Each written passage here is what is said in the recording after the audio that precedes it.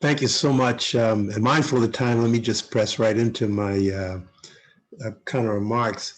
We really spent time together today talking about climate strategy and about racial justice.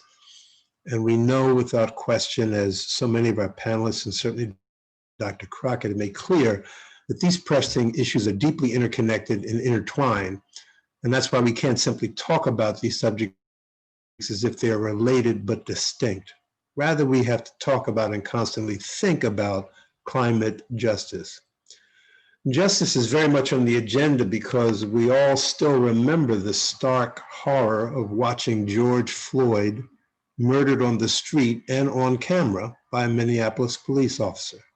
The third victim in a perfect storm of police and vigilante violence that included Ahmaud Arbery and Breonna Taylor.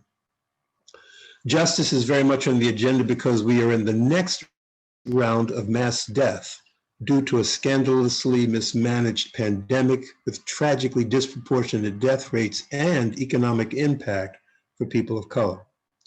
And justice is on the agenda because we're learning that these injustices are not simply the episodic malfunction of a system with justice for all. These injustices are the wholly predictable outcome of a system designed to operate with justice for some. And having said that, my fellow panelists are absolutely right. We've got good reasons to be encouraged. We have new leadership at the federal level that can coordinate and stimulate the local, national, and global action that's desperately needed. 10 years later, this commission is still here with some solid achievements under its belt. And we've all been around long enough to have seen commissions come and go, having made barely a ripple in this pond called Boston. We have a plan and a common commitment to be ambitious and optimistic and realistic and focused on measurable change with equity and justice. But what we all know is that it's much easier to build out an electrical vehicle charging station network than it is to build a network of citizens and organizations from every racial, socioeconomic, and ethnic group who are deeply engaged in the decision-making and implementation of Boston's response to our climate challenges.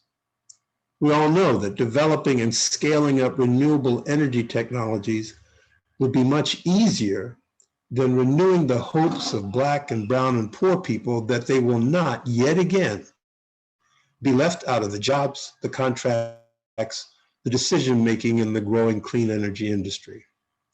And because these justice things are harder to do and harder to measure, the temptation will inevitably be there to come back to them later or make them the province of a committee or advisory group.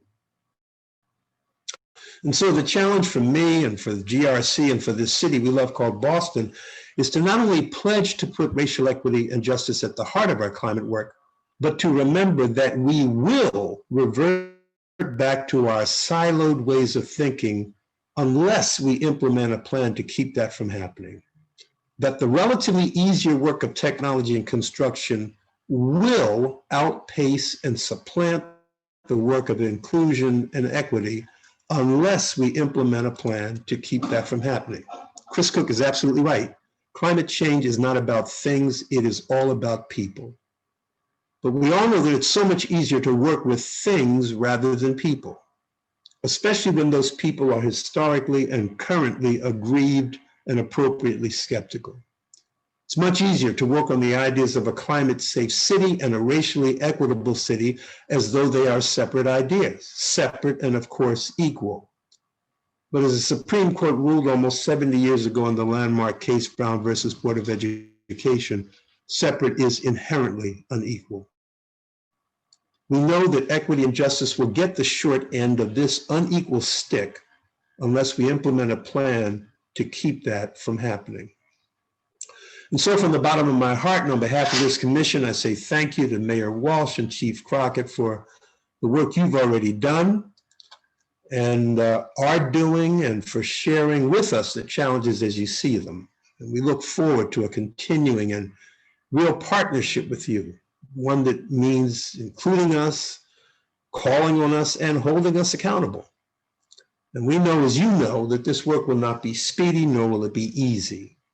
We know that we've got much more to do in reaching out to community-based organizations wrestling with these same issues like neighbor to neighbor and green roots and alternatives to community environment.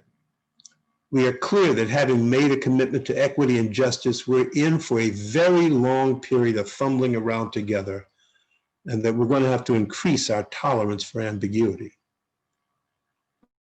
But we're also clear that saving buildings and not people is failure.